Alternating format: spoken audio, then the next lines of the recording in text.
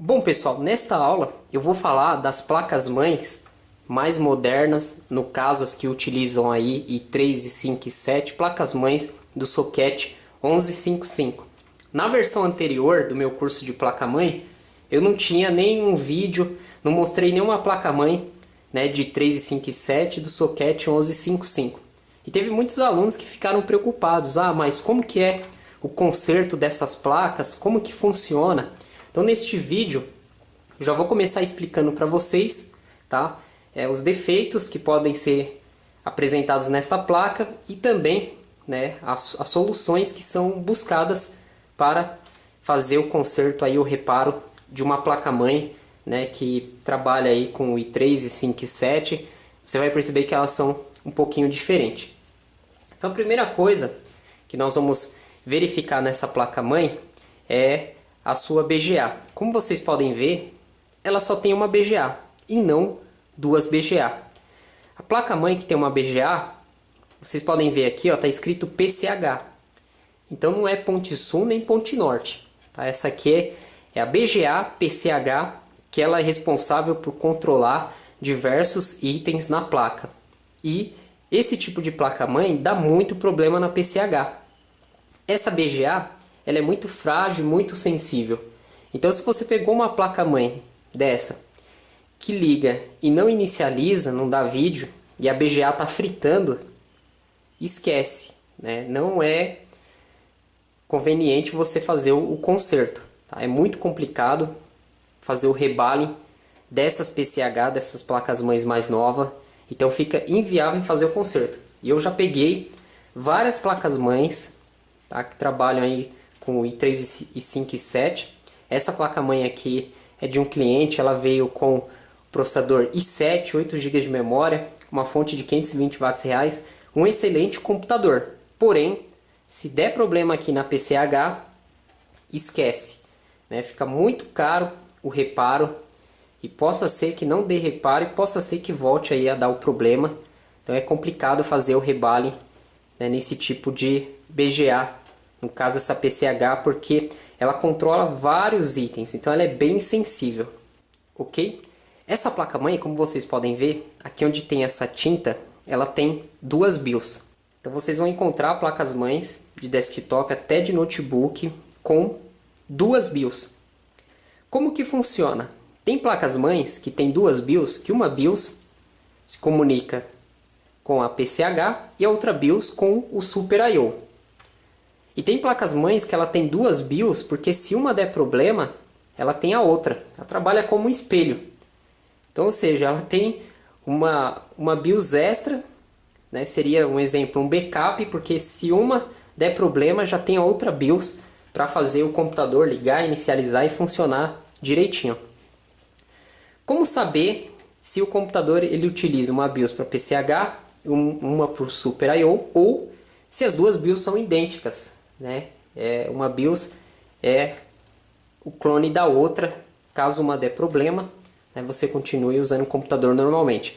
É só você olhar o seu código. Se as duas BIOS tiverem o mesmo código, elas são do mesmo tamanho.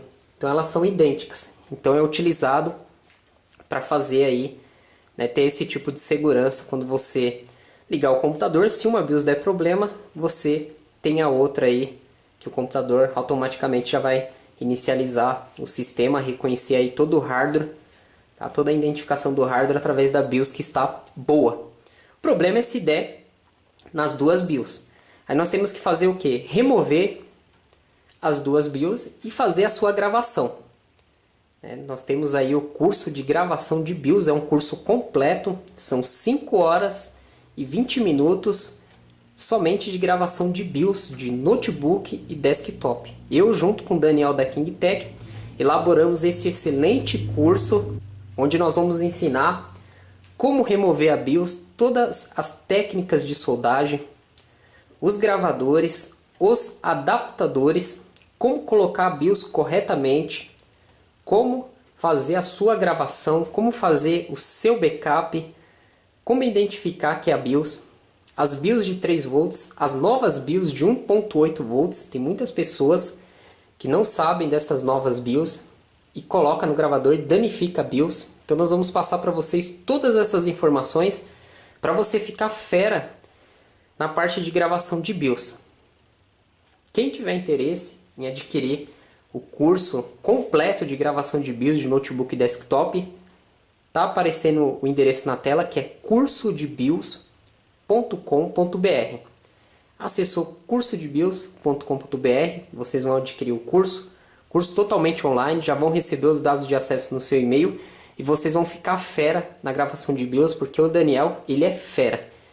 Ok? Então, em relação a BIOS dessa placa-mãe, já foi passada aí as informações, inclusive essa tinta que tem em cima, ela atrapalha fazer a leitura, né, da sua referência, do seu código. E lá no curso de gravação de BIOS nós ensinamos uma técnica para você remover essa tinta. Não é usando o álcool isopropílico, é um outro material que nós usamos. Então, vamos lá. Essa placa-mãe, né, vocês podem ver, já tem um Super I/O, o ITE.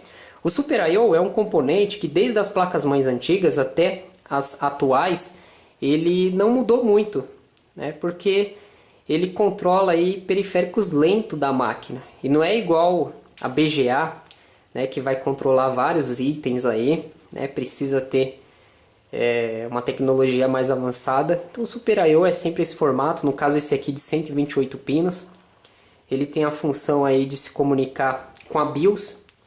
Ele liga e desliga a máquina, ele tem várias funções no computador. Muitas vezes você pega computador que não liga, problema no Super I/O, enfim, tem que fazer a análise que é ensinada aqui no curso, tá, de placa-mãe aí para vocês.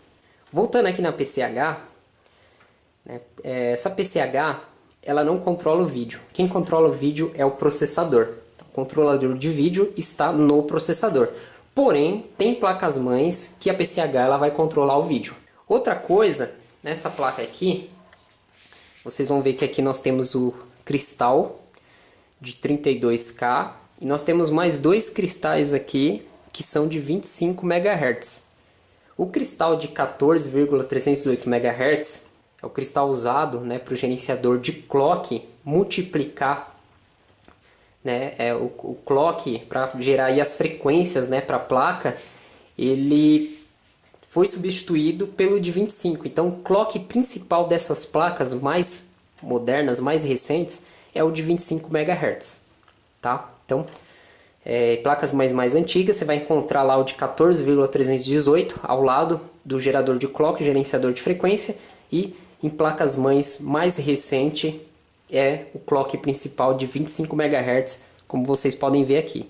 Aqui embaixo nós temos outro de 25 MHz que está ao lado do chip de rede. Essa placa-mãe você vai perceber que o circuito aqui do V-Core é diferente também. Os capacitores dessa placa-mãe são todas de alumínio, de estado sólido, muito difícil de dar problema, igual os capacitores de eletrolítico que estufam. Os reguladores de tensão, né, os MOSFETs, eles são diferentes também, tá muito difícil de dar problema.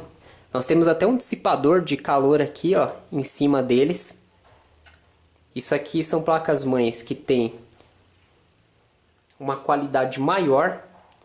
As bobinas são todas de ferrite, ó, dentro dessa caixinha.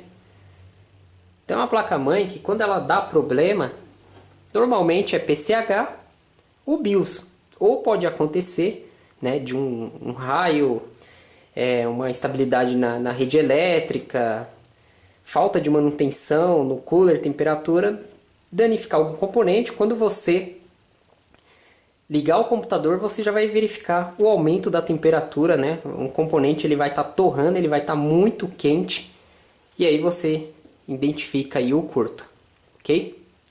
Nós temos aqui o conector da fonte, 24 pinos, nós temos aqui o de 12 volts, né? No curso eu vou mostrar para vocês uma outra técnica que tem muitas pessoas que não ensinam, que é o que?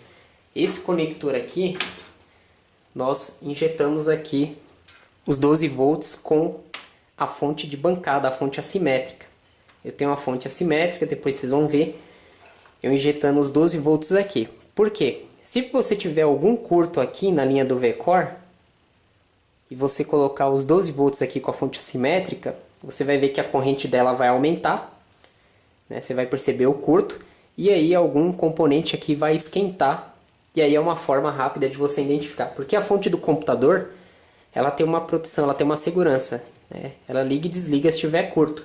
Então esses tipos de curto, nós usamos aí a fonte assimétrica, nesse caso aqui do ATX 12 volts, aquela mesma técnica com multímetro, né, que você põe preto com amarelo, se apitar, algum componente está em curto, né, os elétrons da tensão de mais B estão indo para o terra, e aí nós fazemos essa técnica aí da fonte assimétrica.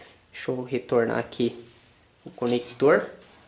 E pessoal, essa placa-mãe ela tem aí os outros componentes que vocês vão encontrar nas outras placas-mães, transistores do tipo canal N, canal P, os SMDs, resistores, capacitores, né?